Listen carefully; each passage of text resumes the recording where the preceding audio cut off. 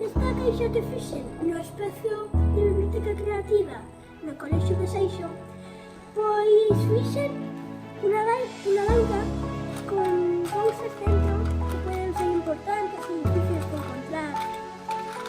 E así, esta banca sirve para venir e coger cosas así para que necesites.